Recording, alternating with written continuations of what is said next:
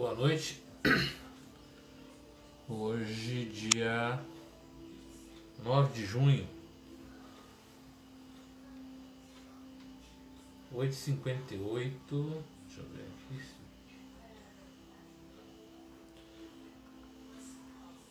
Maria Campos, boa noite. Como é que vocês estão?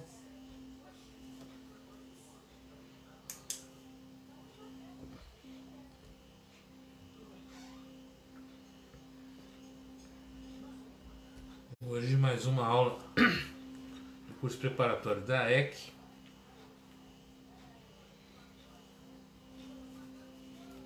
Hoje vamos conversar sobre o Consolador. Boa noite, Dimas, tudo bem? Hoje vamos conversar sobre o Consolador Prometido. O Espiritismo como Consolador Prometido. E vamos usar também o livro do Pão Nosso, mensagem 95. Tema: esta é a mensagem. Então já nós vamos conversar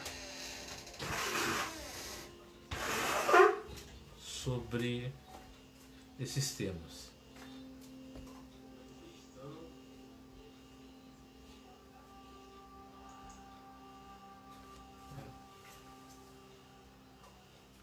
Dimas, bem?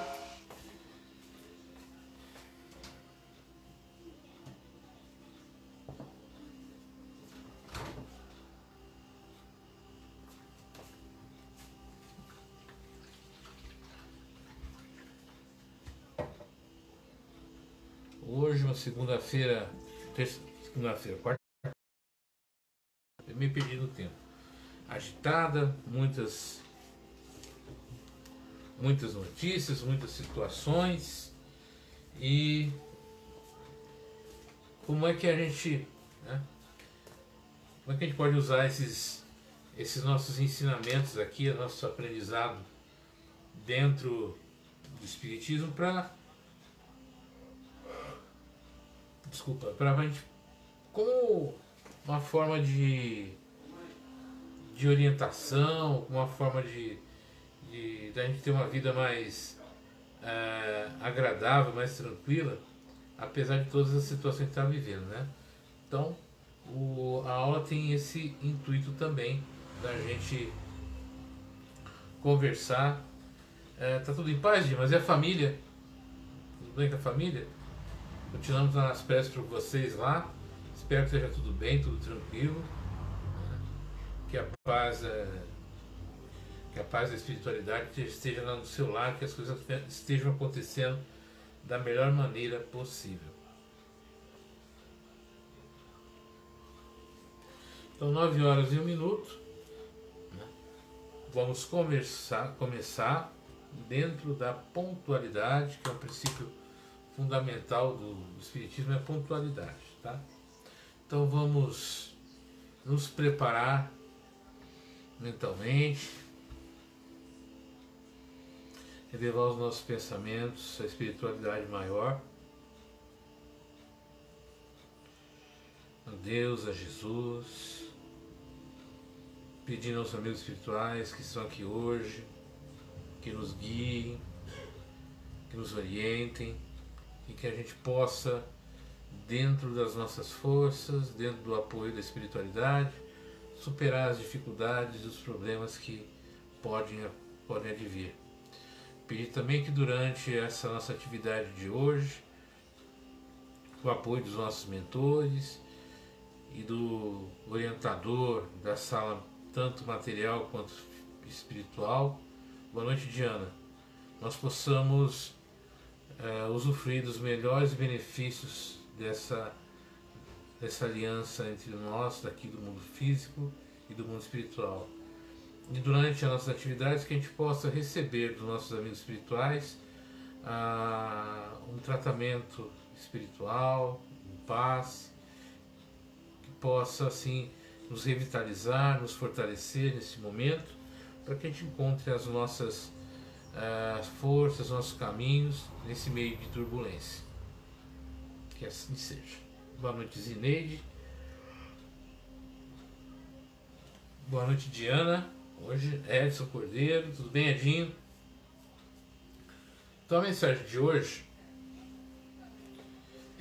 esta é a mensagem, né? O tema E aí, Diana, tudo bem com você? Zineide, tudo bem? Edinho, tudo bem? Vamos lá.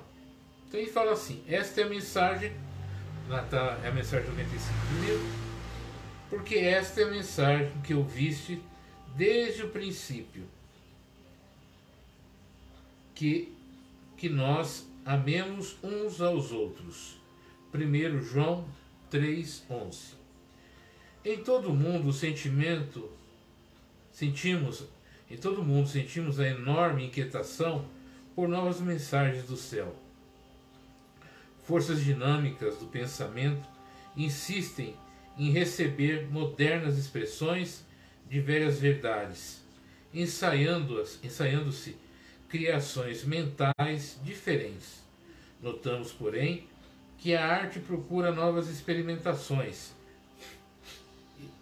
e se povoa de imagens negativas, que a política inventa ideologias e processos inéditos de governar e dilata o curso da guerra destruidora, que a ciência busca descerir voos mais altos e institui teorias dissolventes da concórdia e do bem-estar. Grandes facções religiosas efetuam um trabalho heróico na demonstração da eternidade da vida, suplicando sinais espetaculares do reino invisível ao homem comum.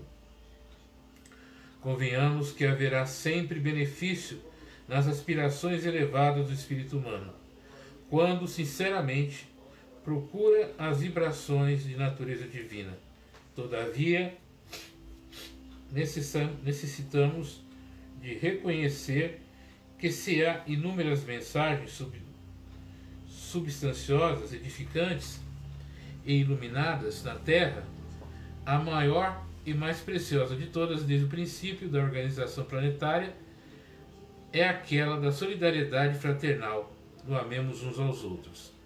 Essa é a recomendação primordial. Sentindo-a, cada discípulo pode examinar nos círculos da luta diária o índice de compreensão que já possui acerca dos desígnios divinos, mesmo que esse ou aquele irmão ainda não a tenha entendido. Inicia a execução do papel do paternal conselho em ti mesmo. Ama sempre, faz o bem, começa estimando o que te não compreendem, convicto de que esses mais depressa te farão melhor. O livro é muito bom, Diana. 2000 anos é um livro muito bom, 50 anos também é muito bom, né? Então, que bom que vocês estão bem. Então, como ele fala a mensagem, né?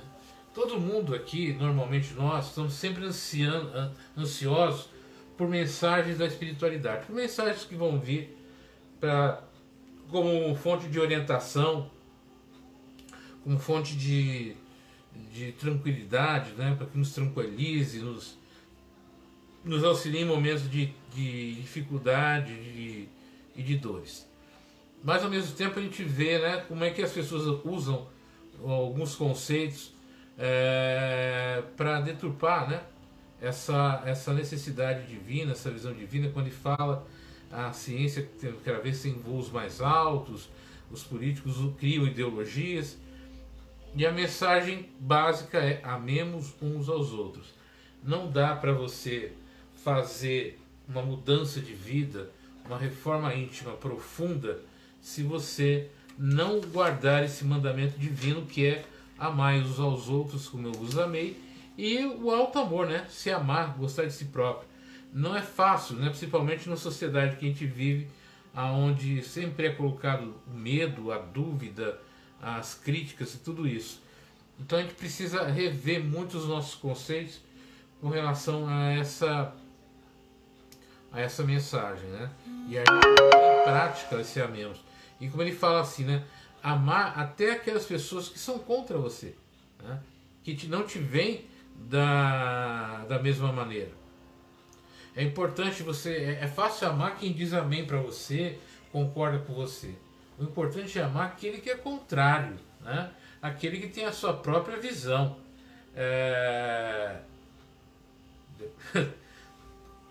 Não sei, no que está esse tempo todo de quarentena, nem pesado eu tenho, já, né?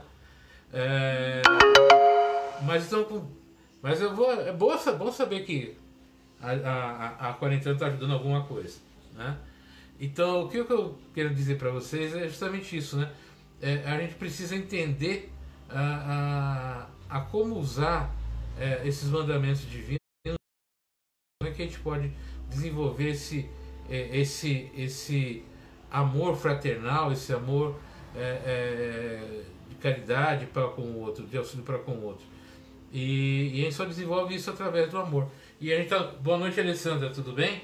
E a gente está vendo que a gente está num período onde as pessoas estão se digladiando, estão em conflito, porque as pessoas não concordam, né? Parece que todo mundo aqui quer... Boa noite, Cristiane, tudo bem? Parece que todo mundo quer não quer ser contrariado, né? Todo mundo quer que as pessoas digam que quem está certo é elas. E quando você não concorda com elas, elas ficam bravos, né? Como é que eu posso praticar esse mandamento do amor, esse mandamento do amar uns aos outros, se eu não respeito a opinião do outro e nem permito que o outro respeite a minha? Então a gente precisa trabalhar um pouquinho isso. O tema de hoje é o Espiritismo como um Consolador Divino. Eu queria fazer alguns esclarecimentos, né?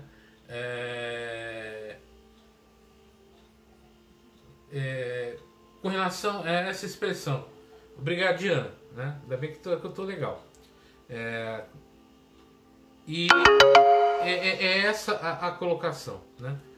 O Espiritismo é o Consolador Prometido? Não é o Consolador Prometido? O que é o Consolador Prometido?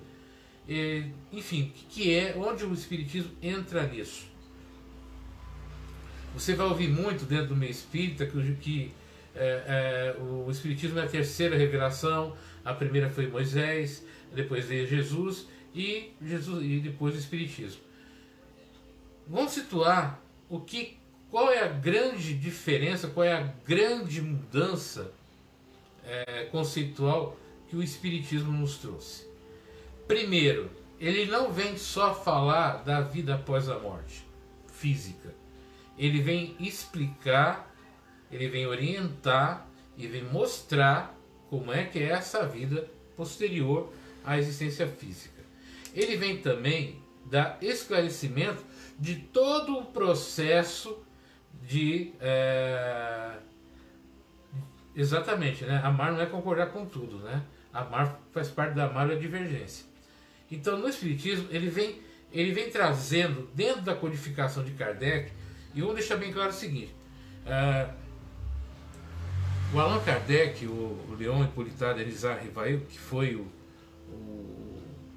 Kardec, né, que é o seu nome de batismo, ele não era um homem comum, assim, ele era um poliglota, ele falava vários idiomas, ele estudou com Pestalozzi, ele era professor, era escritor, ele tinha toda uma obra, ele tinha toda uma estrutura dentro da França da época, e quando ele começa a entrar nesse processo da codificação, ele adota esse nome por orientação dos espíritos, né, para dividir a obra do Leon Hippolyte, né, que era ele, para aquele ser novo que estava surgindo, né, para aquele tema novo que estava surgindo, que é o Espiritismo. Então ele adota esse nome esse nome era de um druida, né, de uma pessoa na Europa, né, os druidas ou os gauleses, né, que lembra do Asterix, vai entender o que eu estou falando. Era um povo muito espiritualizado, né, muito místico naquela época. E ele adota esse nome para dividir o seu trabalho como Leon Hippolyte para o trabalho como Allan Kardec. Então ele já tem toda uma formação. Ele era um pesquisador, ele era um cientista, ele era um educador, ele era um pedagogo, sabe, ele tinha uma formação muito, muito vasta. Então não era uma pessoa qualquer.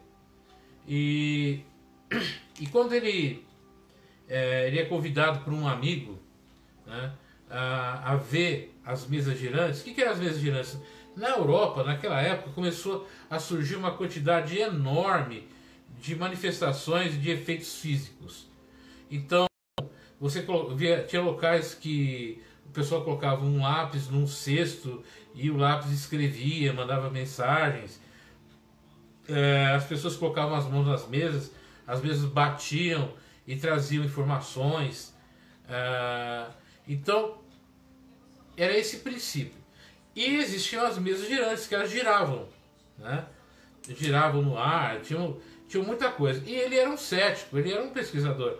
Ele não acreditava muito nesse negócio, parecia mais vamos dizer assim, que era um espetáculo, né? Do que propriamente alguma coisa séria. Então, ele não queria nem saber muito disso, daí eu ouvia falar, mas não ia até os locais, não se interessava. Até que esse amigo dele, que era uma pessoa que ele respeitava muito, era uma pessoa muito séria, também cientista, professor, tudo isso, ele convida para ele participar de uma sessão para ver como é que era. E ele começa a observar, né, que existia uma certa lógica ali, existia alguma coisa diferente ali. Então ele começa a pesquisar, ele começa a questionar, e lá nesse meio ele conhece a Emily, que seria sua futura esposa, que era médium, né, de efeitos físicos, médium também psicofônica, ou seja, que falava, tudo isso. E ele conhece a esposa dele ali e vem a se casar com ela. Que também era uma mulher educada, com formação, professora, fazia parte de uma família tradicional francesa. E eles se casam e ele começa o processo de codificação do espiritismo. E nessa codificação ele vai fazendo o quê? Ele vai fazendo as mesmas perguntas para vários médiuns, né, em vários locais da França e da Europa. Então ele mandava cartas para aqueles médiuns, fazendo algumas perguntas. Boa noite, Rosa Maria, tudo bem? Como é que você está? E ele mandava as perguntas, depois essas cartas voltavam e ele começava a questionar. O Kardec, ele não era médium, tá? Ele não tinha nenhuma mediunidade, porque talvez atrapalhasse o trabalho dele. Então vinham as respostas, dessas respostas ele descartava aquelas que eram divergentes e mantinha as respostas que tinham as perguntas e as respostas que eram iguais. Então aí ele começa todo o processo de codificação, né, conversando com médios, escrevendo, todo o processo de pesquisa, todo o processo de elaboração para ele chegar no primeiro livro, né, do Livro dos Espíritos. Por que eu estou falando isso? Porque é no Livro dos Espíritos que está toda a base, né, toda a base do Espiritismo. É lá onde vem toda a origem do ser humano, a origem espiritual, todo o processo está ali. E depois desse livro vai havendo um desmembramento, né, pro Livro dos Médiuns, para o Evangelho, para a Gênese, o Céu e o Inferno. Esse livro Céu e Inferno, gente, para vocês terem ideia, é um livro de relatos de pessoas que desencarnaram e que mandaram mensagens, e ele pegou essas mensagens e transformou num livro, né, que é o Céu e o Inferno. Então a gente vai ter o Livro dos Espíritos, o Livro dos Médiuns, o Evangelho segundo o Espiritismo, a Gênese, Céu e Inferno. São os 5 livros que ele compilou, que ele escreveu. E aí depois ele cria a Sociedade Parisiense de Estudos Espíritas e ele cria a Revista Espírita, com mais de 70 volumes, eu não sei exatamente de cabeça, boa noite, dona Antônia, a quantidade de volumes que tem. Mas uma coisa que é importante é o seguinte: muitas coisas que ele escreveu nos seus livros algumas foram corrigidas e foram melhor explicadas na Revista Espírita. Acontece que aqui no Brasil, a Revista Espírita em português só vem surgir nos anos 70. Né? Antes só existia em francês. Então é importante entender que o Espiritismo também ele se alicerça também na retificação, na correção também. E ele fez isso durante esse período todo. Então a gente vai ter esses livros, vai ter as obras póstumas, que foram textos, materiais que foram encontrados após o seu desencarne, né, compilados pela sua esposa, e surge o livro Obras Póstumas. Então são livros todos feitos por eles. Mas aonde é que entra o Espiritismo como consolador? Quando ele vem dizer assim, olha, nós não morremos, né? Nós desencarnamos. A palavra desencarnar, a palavra médio, tudo isso foi criada por ele. Então, como ele falava, para ciências novas, nomes novos, para situações novas também. Então a palavra médio, intermediário, essa palavra médio, não existia antes de Kardec. Não com esse sentido. Então a palavra médio, desencarne, tudo esse sentido foi Kardec que criou. Então você não vai encontrar na Bíblia a palavra médio, você não vai encontrar essas coisas na Bíblia. Se encontrar uma Bíblia escrito médio, é melhor desconfiar, porque essa palavra não existia. E ele começa, então, dentro desse processo do Espiritismo, ele vem falar o quê? Que é Deus, como é que acontece a evolução do ser humano, da espécie humana, como é que acontece o processo de desencarne, como é que acontece o processo de comunicação entre o mundo físico e o espiritual, qual que é as causas das dores, quais as causas das perturbações. Então ele traz toda uma informação, né, do mundo espiritual, como é que se processa. Aí a gente vai descobrir, por exemplo, que o mundo espiritual não é uma coisa homogênea, mas é heterogênea. E a gente vai ver isso principalmente nas obras posteriormente de André Luiz, né? Então você vai, todo mundo que desencarnou então é espírita. Não, na espiritualidade você vai ter várias colônias, vários segmentos de pessoas que não têm a mesma visão espírita. São seres desencarnados, são da espiritualidade, mas veem o mundo ainda com seus olhos de católico, de protestante, de muçulmano, né? Porque o pessoal acredita, desencarnou, vai virar todo mundo espírita. Não é isso. Então ele vem como consolador porque ele fala justamente isso. Ele fala uma questão também justa. Por quê? Que você pode muitas vezes aqui ser um rei, ser um príncipe, ter todos as benesses aqui, mas isso não significa que isso... Boa noite, Helenice, tudo bem? Que isso vai te trazer na espiritualidade algum benefício extra, né? Algum privilégio. Muito pelo contrário. Você descobre que o que é valorizado na espiritualidade é ter um esforço para se tornar um ser humano melhor, uma pessoa melhor, um espírito melhor. Então ele também fala dessa questão da reencarnação. Eu ouço muitos evangélicos falando assim, o espiritismo não tem sentido porque a pessoa desencarna e vem ocupar o corpo da pessoa. Isso não existe, né? Como também nenhum espírito entra no corpo de ninguém. O processo reencarnatório acontece basicamente o seguinte: eu, Ednilson, nessa vida, né, morri aqui. Volto para a espiritualidade, a gente faz uma avaliação de como foi a vida aqui, dos propósitos que eu tinha estabelecido para exercer nessa vida, se foram positivos, se foram negativos, se eu realizei ou não realizei. A gente faz todo um check-out nessa coisa toda. E aí, depois de um tempo de experiência, de ensino novamente, de readaptação, eu sou convidado novamente a reencarnar. Só que eu vou reencarnar não é no corpo de ninguém. Eu vou reencarnar no corpo que foi feito para mim.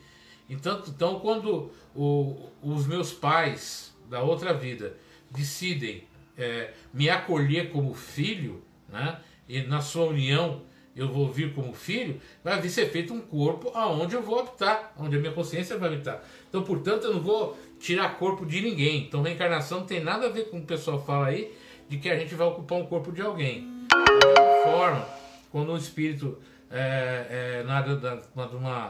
de um processo mediúnico, de uma mensagem, né, ele não vai entrar no meu corpo, não vai habitar esse corpo. É uma aproximação mental, né, do pensamento. É uma aproximação energética, mas ninguém vai entrar no corpo de ninguém. Então ele explica isso, ele orienta sobre isso, e ele mostra como é que é feito todo o processo mediúnico, de quais as diferenças, quais o processo. Então ele vem claramente explicar tudo isso. Então isso traz um consolo, né?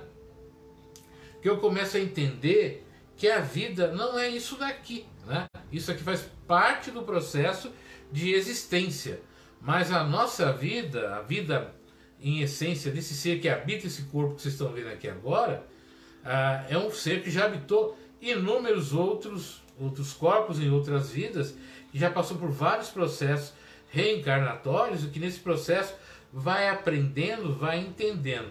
Uma outra coisa que o Espiritismo traz é uma redefinição de pecado. Nós não acreditamos em pecado, né? Eu não cometi pecado original nenhum. O que existe, a gente vai aprendendo o certo, o errado, o correto, o não correto, conforme a gente vai crescendo, evoluindo e aprendendo. Isso é falta de conhecimento da vida espiritual. Sim, né, Mas quando você não estuda, não entende, vai se bananando todo. Vai vindo algumas informações incorretas. Então, quando eu erro, quando eu cometo uma atrocidade aqui, a vida me dá a oportunidade, a existência me dá a oportunidade de correção. Todos nós, se a gente pudesse aqui levantar, trazer a nosso prontuário espiritual, nós vamos ver que nós já fomos de tudo, né? Nós já fizemos coisas boas, coisas ruins, questionáveis, já fomos corretos, já fomos desonestos, porque isso faz parte do processo de aprendizado, de desenvolvimento, né? Nós também já fomos homens, já fomos mulheres. Uma outra coisa que existe é a questão da mente psicose. O que é mente psicose? É uma coisa que na Índia é muito conhecido, é que os animais, eles creem na evolução. Por exemplo, você nasce pedra, depois se torna um animal, depois se torna um vegetal, e depois até chegar o homem. Na visão espírita, não é assim. Nós somos criados simples e ignorantes. Por exemplo, na visão espírita, um cavalo, por exemplo, ele vai desencarnar? Ele vai reencarnar? Os espíritos animais reencarnam, gente. E eles também vão evoluindo, né? Mas não vão chegar a se tornar seres humanos como nós. É um outro processo evolutivo. Vão se tornar animais, vamos dizer assim, com mais capacidade, né? Com outras... Vamos pegar, por exemplo, um golfinho, né? O golfinho tem uma linguagem tão apurada quanto a nossa, através dos sinais. Ele tem uma capacidade de aprendizado mental muito grande. Então os animais também vão evoluindo. E isso é uma outra coisa que o Espiritismo também vem esclarecendo. Então o Espiritismo ele vem como uma forma de esclarecer com relação à nossa própria existência. Eu fico entendendo que eu não sou um ser mortal esperando uma vida espiritual, mas sou um ser espiritual vivendo uma vida mortal nesse momento. É uma experiência de vida. E é aí que entra a questão do consolo. Você sabe quando se você nasce acreditando que nunca você terá a oportunidade de evoluir, de se tornar um ser melhor, de estar mais próximo a Deus, você tem uma vida vazia, uma vida sem sentido, uma vida sem rumo, uma vida baseada na culpa, baseado no pecado, baseado em coisas negativas. Quando você tem essa noção de vida espiritual que o Espiritismo traz, da forma que traz, você tem noção de que você pode se transformar, de que você pode melhorar. E você começa a olhar as adversidades da vida, os problemas da vida, com outro olhar. Eu estava conversando agora há pouco, né? Também faz parte do nosso grupo de prece das 19h30 e estava falando sobre isso. Quando eu tenho noção clara, né? Eu até contei um fato pessoal meu, até produzir para vocês. Nesse período de pandemia, a cabeça fica meio maluquinha, meio cheia de questionamentos e tudo isso, né? E aí o que foi que eu fiz? Eu comecei a questionar as coisas que eu acreditava, as coisas que eu estava vivenciando. E aí eu tive uma intuição, uma inspiração, né, dos meus mentores e tudo, que me mostraram o céu e me questionaram: você acha que o ser humano, né, é capaz de criar esse firmamento, essas estrelas? Você acha que o ser humano é capaz de criar esse local onde você habita? Olha a quantidade de células, moléculas e átomos que existem no teu próprio corpo físico. Você acha que o ser humano é capaz de fazer isso? Né? Então ele começou a me mostrar como, né, essa inteligência maior, que nós chamamos de Deus, e na primeira pergunta no Livro dos Espíritos, a pergunta é: que é Deus? E não é quem é, mas que é. O que quer dizer isso? Né? E a resposta é a causa primeira de todas as coisas. Deus não é um homem sentado num trono, com uma espada na mão, pronto para te crucificar, para te punir. Não. Deus é causa. Deus é uma essência. Deus é algo muito maior do que a gente compreende. Né? Então Deus é causa de tudo. É a primeira pergunta, é a primeira resposta. Deus é causa. Então o universo é uma causa divina. Então a gente tem a visão de Deus barbudo, o homem barbudo, né, sentado no trono lá, esperando para você ser julgado. Muito pelo contrário, né? Isso é uma visão mais grega mitologia grega, do que propriamente atual. Então ele vai explicando através desses ensinamentos como a gente olhar a própria vida. Como é que a gente olha a vida, por exemplo, nesse momento de transformação. E ele coloca assim, né, que os mundos eles evoluem. Então a gente vem primeiro do mundo primitivo. Vamos pegar a própria Terra mesmo, né? Vamos pegar ali a Terra na época do Homo sapiens, do Homem de Neandertal, e depois até chegar à raça humana que a gente tem hoje. Teve todo um processo evolutivo. Durante muito tempo, o Neandertal e os Homo sapiens viveram juntos, né? E aí depois a raça vai evoluindo, e a raça que não vai evoluindo, ela vai sendo substituída. Então é todo um processo evolutivo. Então a gente saiu daquele homem das cavernas, a gente saiu daquele homem que caçava, que vivia só na caça, para depois vir o homem que planta, para ver o homem que cultiva, para ver o homem que constrói, para ver o homem que transforma. Né? Isso é a evolução humana. Então ele sai do mundo primitivo, depois vamos entrar no mundo de provas e expiações, que é o mundo que a gente está vivendo hoje, mas já com um processo evolutivo muito grande.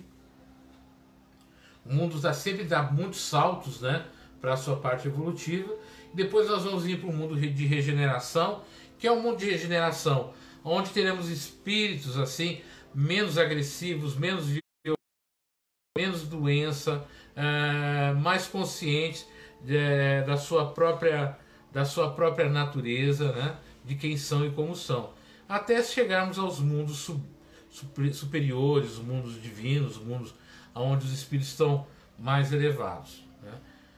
Outra coisa que ele nos fala, né, que nós nos comunicamos através de vibração, através de sintonia mental. Se a minha sintonia, né, mental é baixa, né, eu vou me comunicar com seres dessa mesma frequência menor. Conforme eu vou melhorando, as minhas vibrações vão aumentando, eu vou entrando em contato com esferas espirituais mais elevadas e vou trazendo informações mais elevadas. Então olha só como ele vai te consolando.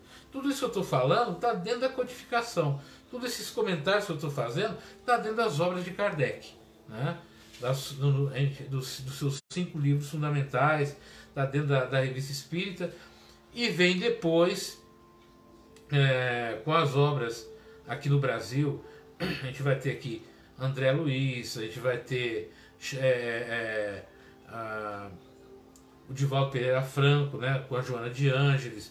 Nós vamos ter uma sequência assim de livros psicografados. Só o Chico foram mais de 470, me parece, né? 470 e poucos livros, né, psicografados. Nunca ninguém escreveu tantos livros, né? Não existe relato no mundo. O Divaldo já está com mais de 280 livros psicografados, e a gente vai ter um monte de livros, e esses livros vão trazendo informações, orientações sobre a espiritualidade, sobre psicologia, sobre as mudanças que vão acontecendo, e isso tudo vai trazendo para a gente um consolo. Nesse momento de pandemia, de dificuldade, você como espírito, você começa a entender que essas dificuldades, que esses problemas, são problemas que vêm para nos ajudar a crescer e evoluir, né? Mas as pessoas morrem, né? Não, as pessoas desencarnam, né? O que morre é o corpo, o espírito permanece. E a gente se reencontra na espiritualidade, a gente se abraça, e você vai ver para o espírito, isso que talvez seja complicado para a pessoa entender. Mas um ser encarnado, que ele morre, desencarna, no seu dever, né? do seu processo evolutivo, se ele desencarna dentro, cumprindo o seu papel, né? Que ele mesmo programou, ele chega na espiritualidade vitorioso, porque ele cumpriu o seu papel.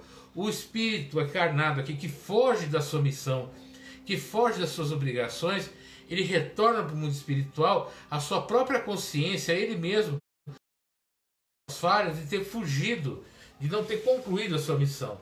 Então, o ser que desencarna aqui, ele melhora muito espiritualmente, né? Esses seres que estão passando esse desencarne violento e agressivo, eles retornarão para a espiritualidade como mártires, com seres, sabe, que passaram por momentos que, para mostrar para a Terra, para mostrar para as pessoas aqui a necessidade de transformação. Então eles são vistos na espiritualidade, são recebidos de uma maneira muito afetuosa e carinhosa, porque eles colocaram a sua vida, né, em benefício dos outros. É muito doloroso falar para as famílias, sim, né? Mas é esse processo, e isso que ele vem falar, dessas causas de sofrimentos. E da mesma forma que muitos de nós aqui, quando planejamos nosso reencarne, nós nos comprometemos de vir nesse período difícil para trabalhar, para auxiliar as pessoas a superarem, para auxiliar os nossos irmãos menos evoluídos, com menos compreensão do mundo, a entender o momento, auxiliar através da nossa fé, auxiliar através do nosso conhecimento espiritual, das informações espirituais, para que eles possam ultrapassar esse período, e a gente vem para cá escolhendo esse momento de dor, esse momento de sofrimento, porque precisa do trabalho, tanto da espiritualidade quanto dos seres que estão aqui encarnados. Então, isso tudo é uma forma de consolo, é uma forma de ver a vida de uma forma muito mais prazerosa, muito mais compreensível aos olhos da espiritualidade. Então, dá para entender o que eu estou querendo dizer, como é que o espiritismo ele se torna o consolador, né? Na hora, justamente isso, na hora que ele começa a entender como é que acontece todo esse processo de existência. Porque estamos tão longe da regeneração, se a humanidade continua como se estivesse na era primitiva. Dimas, eu vou te falar, como comentei agora há pouco com o pessoal. O processo evolutivo ele não acontece de maneira homogênea, de uma maneira igual. Todos nós evoluímos conforme o nosso livre-arbítrio, o nosso processo de conhecimento. E essas situações que aparentemente são primitivas, né? Isso é fundamental para a gente desenvolver a misericórdia, a compreensão do processo evolutivo do outro e ajudar esses irmãos que ainda estão nesse processo a entrar numa forma nova. Então nada está errado, Dimas, porque Deus não erra, né? Isso a gente precisa entender isso. Então a gente vai ajudando. Aquele que anda mais volta para ajudar aquele que anda menos. Aquele que está caminhando em pé, ele volta para auxiliar aquele que caiu. É assim que é o processo evolutivo, né? Eu já li muitos livros de espiritual, foi através do livro que eu passei a entender muitas coisas. Hoje eu compreendo muitas coisas. Realmente, Alessandra, é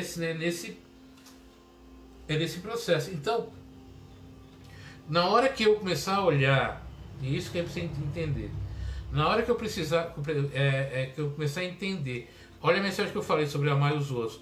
Na hora que eu começar a entender o processo evolutivo de cada um, e não criticar, mas amar esse meu irmão, que ainda está passos atrás. Porque se eu estou aqui na frente, há irmãos meus que estão passos à frente. E eu preciso da ajuda deles. Né? E para eles eu estou cometendo talvez os mesmos equívocos desses meus irmãos que estão lá atrás.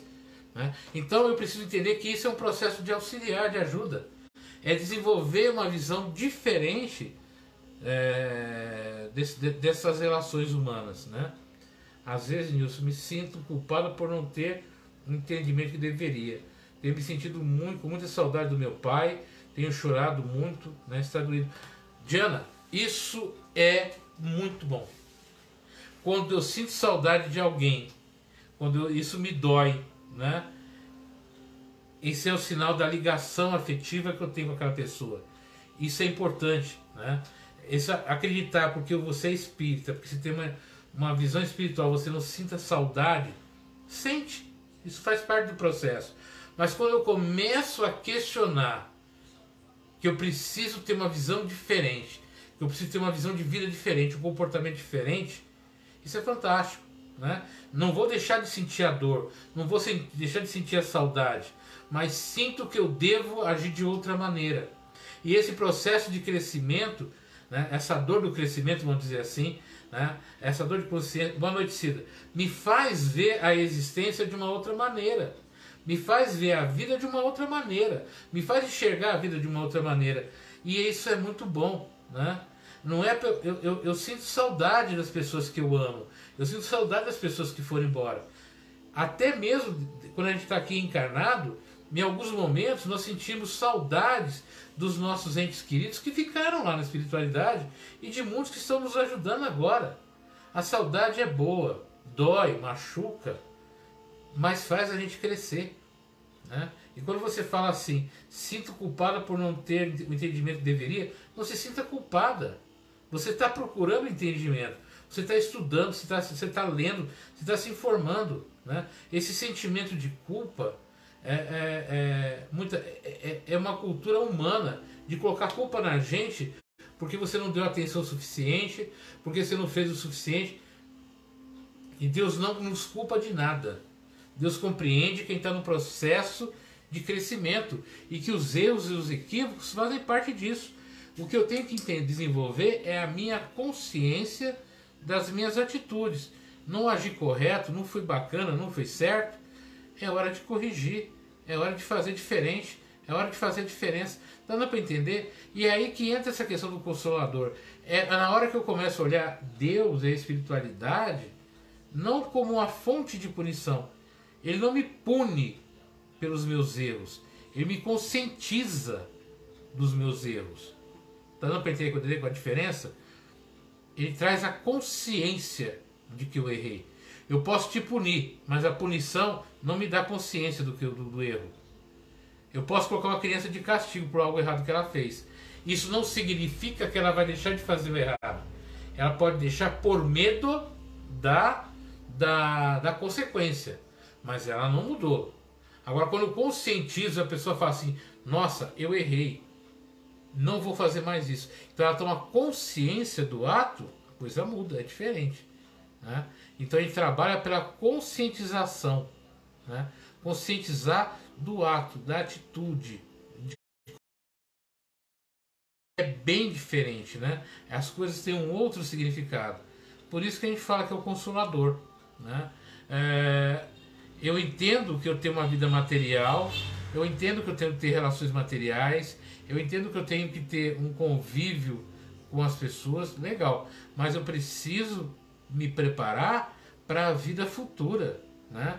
Para o meu retorno à minha parte espiritual, porque todas as crenças religiosas elas creem nessa vida espiritual, talvez o processo de uma maneira diferente, mas todos nós acreditamos, só que cada um do seu jeito. né? E Deus nos dá essa permissão. Então, esses atos primitivos, como a gente fala, esses atos de violência, esses atos que a gente, muitas vezes são deploráveis, fazem parte do processo evolutivo nosso. E quando eu fico, isso me choca, quando eu questiono isso, quando isso me faz mal, é sinal que eu estou evoluindo. Porque tem muitas coisas que a gente acha que é normal, né? São atos de agressão e violência que a gente acha que é normal. E enquanto a gente não se conscientiza que aquilo não é normal, que não é bacana, nós vamos aprendendo, vamos passando. Até que um dia a gente acorda e fala, opa, isso não é bom.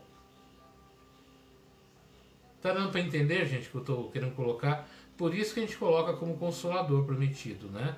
É quando ele traz essa informação de que eu preciso me conscientizar, do que eu preciso aprender, do que eu preciso entender as coisas que estão acontecendo. Quando você fala assim, Diana, tenho chorado muito, está doído. Faz o seguinte, conversa. Né? Conversa com seu pai que foi embora. Né? E fala com ele, ó pai, tá muito doído, tá muito difícil. Né? Eu estou sofrendo muito com a tua ausência, você me faz muita falta. Eu sinto saudade dos nossos encontros, eu sinto saudade dos momentos que nós vivemos juntos. Isso tudo está me fazendo falta. Mas aprenda a ouvir ele também, porque ele vai vir conversar com você através da intuição, da inspiração, de uma lembrança, de um sentimento, de um pequeno vento que passa perto de você. Não deixa que a tua dor, que seu sentimento dificulte a comunicação dele, porque os nossos entes queridos, eles percebem a nossa dor, eles percebem as nossas dificuldades e eles vêm ao nosso socorro. E eles nos inspiram, eles nos acalmam. Né? Então é preciso estabelecer essa comunicação, Diana. Né? Então, deixe essas conversas tomarem conta de você. Né? Você está lendo o livro 2000 anos depois, olha, você vê a quantidade de informações que tem, e nos 50 anos depois você vai ver as consequências de muitas atitudes. Aprenda com os livros, né? Aprenda com as experiências que vão trazendo. O choro não faz bem para você, nem para ele. O Dimas, o choro esse choro que a gente sabe que isso é doloroso para o espírito, né? E traz dor. Mas a gente precisa entender que a pessoa que está encarnada ainda, ela vai passar por um processo ainda, né? De conscientização. Mas você pode ter um choro de saudade, um choro de alegria, né? Um choro de... que não seja um choro dolorido, né? Um choro de alegria de saber que um dia eu vou te encontrar. Sabe aquele choro de alegria? Viu, Diana? Sabe quando alguém fala pra mim, olha, uma pessoa muito querida está voltando, e que vem aquele choro de alegria, quando acontece uma coisa boa, aquele choro de coisa boa, porque o choro nem sempre é de algo negativo, mas eu preciso desenvolver esse choro de felicidade, o choro da emoção, né? O choro do conforto. Deu para entender? Né? Viu, Dimas? Então muitas vezes, quando a gente sente a aproximação de um espírito sofredor, a gente sente todas as emoções dele, inclusive das tristezas do que ele está vivenciando. Mas quando a gente sente a presença de um amigo espiritual que há muito tempo a gente não percebia ele próximo da gente, e ele vai se aproximando, se aproximando, se aproximando, e a gente vai sentindo aquela vibração daquele ser tão querido, vem um sentimento de alegria, de felicidade, que as lágrimas caem, né? E isso é muito importante. Quando meu irmão caçula desencarnou, né, há alguns anos. Deixa eu tomar um pouquinho d'água aqui, senão eu vou ficar tossindo. Espera um pouquinho, já volto.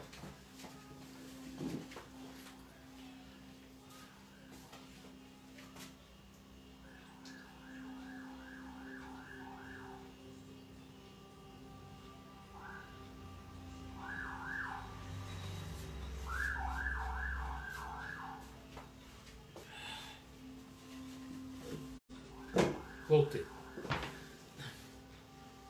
Esse tempo doido deixa a garganta meio seca. Quando meu irmão caçula desencarnou há alguns anos, sofri muito, mas logo tive contato com ele e muitas vezes fui na colônia onde ele vivia, lindo.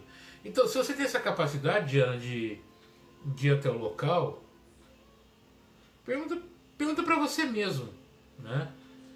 Que tipo de sentimento você tinha pelo seu pai a ponto de você estar sofrendo? Se você consegue ir até a colônia, se você consegue ter contato, por que você está, né?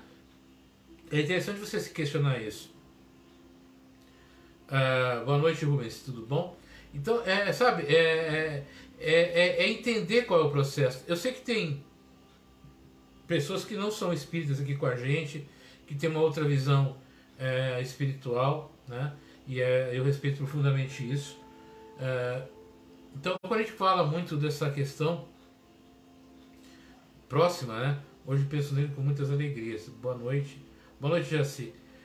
A gente precisa entender as nossas emoções. Se a gente for um dia, eu vou ver se a gente consegue fazer isso com mais tempo, fazer uma live falando dessas emoções, dos reencontros espirituais que a gente tem, dos reencontros familiares com pessoas queridas que a gente tem, dessas emoções que vêm dentro da gente, para a gente entender muito das coisas que estão acontecendo hoje com a vida da gente. Existem momentos assim que a gente se sente triste, né? Porque a gente não consegue levar o outro a compreender o que a gente está sentindo, o que a gente está vivenciando. Mas é muito bom a gente começar a refletir sobre isso. Mesmo que você não seja espírita, mesmo que você tenha uma outra visão, né, quando você lembra da figura do Cristo, quando você lembra das mensagens que Ele te dá, sabe, procurar sentir essa alegria da presença dEle, né? É muito bom quando eu me afinizo com essa figura humana, espiritual, de entes queridos que se foram e de outros seres amigos que estão trabalhando perto da gente. O nosso anjo da guarda, o nosso mentor, o nosso guia, dê o nome que você quiser. Eles estão ali muito trabalhando para o nosso enriquecimento, para o nosso crescimento. É uma coisa muito bacana. E é interessante a gente pensar nisso, né? Crescer nisso daí. E isso vai nos trazer uma alegria muito profunda, tá? Uma atitude muito profunda. É muito reflexivo, né? A gente começa a falar assim, a gente começa a entender. Então, mesmo que a dor, mesmo que as dificuldades, mesmo que as incompreensões da vida nos assolem, mesmo os atos muitas vezes insanos de alguns irmãos, aparentemente insanos, mesmo com todas as dores que a vida nos traz por N situações, a gente tem que se conscientizar que nós nunca estamos abandonados, sozinhos, jogados num canto. Tem sempre a figura de Deus do nosso lado, através dos nossos irmãos da espiritualidade, dos nossos irmãos encarnados, da nossa oportunidade de existência. Encarar a vida de uma maneira cada vez mais saudável, cada vez mais humana, faz uma diferença enorme, né? E é isso que nos traz consolo, nos traz a certeza de dias melhores.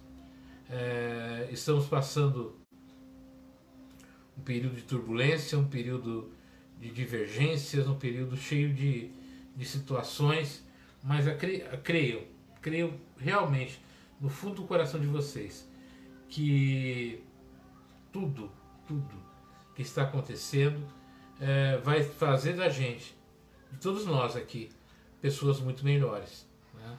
Mesmo aquelas que talvez a gente nunca teve muita esperança, nem acreditou que pudesse sair alguma coisa boa, vamos dizer assim, mas creia que vai sair, né? Experiências melhores, experiências de amor, de carinho e de muita fraternidade. Mas, dentro da questão da disciplina, está chegando o nosso horário, né, de encerramento.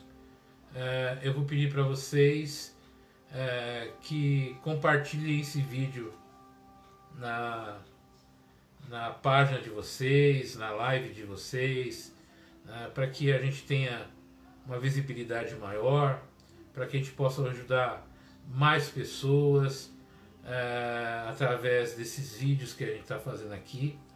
E compartilhem, compartilhem no YouTube, divulguem, né? É muito importante para nós, né, principalmente para mim, que esses vídeos assim, alcancem o maior número de pessoas possível. Não por questões pessoais, mas para que a gente possa levar uma palavra de conforto, de carinho, né, de tranquilidade a todos eles. Então por isso que eu peço que vocês compartilhem, divulguem, né? Amanhã, quarta-feira, eu não vou fazer live, mas na quinta a gente volta com o Evangelho no Lar. Como eu falei, a gente está mudando um pouquinho a forma, né? Até mesmo para não desgastar tanto, e a gente está mais preparado ainda para dar mensagens mais consistentes para vocês. Fiquem com Deus, né? A gente vai encerrar. Eu vou encerrar com uma vibração e com uma prece. Se vocês quiserem me acompanhar na nossa prece de encerramento. Primeiro, acima de tudo, nós vamos agradecer aos nossos mentores, aos nossos amigos espirituais e os orientadores dessa sala espiritual que nós fazemos, né? Nós aqui encarnados, os nossos amigos espirituais que estudam junto com a gente. Agradecer profundamente a oportunidade de estarmos aqui reunidos, a oportunidade de nos confraternizarmos e de estudarmos o Espiritismo. Vamos vibrar também, através das nossas vibrações de amor, de carinho, a todos os participantes dessa live de hoje, que uma vibração de amor vá até o lar de vocês, através da espiritualidade, levando paz, conforto, carinho, saúde, tranquilidade, prosperidade na vida de todos nós. E que a gente possa nos encontrar novamente na quinta-feira para um Evangelho no Lar e assim conversarmos, nos unirmos através do amor e da espiritualidade em Jesus. Que assim seja, tenham uma ótima noite, fiquem com Deus e até a próxima, tá?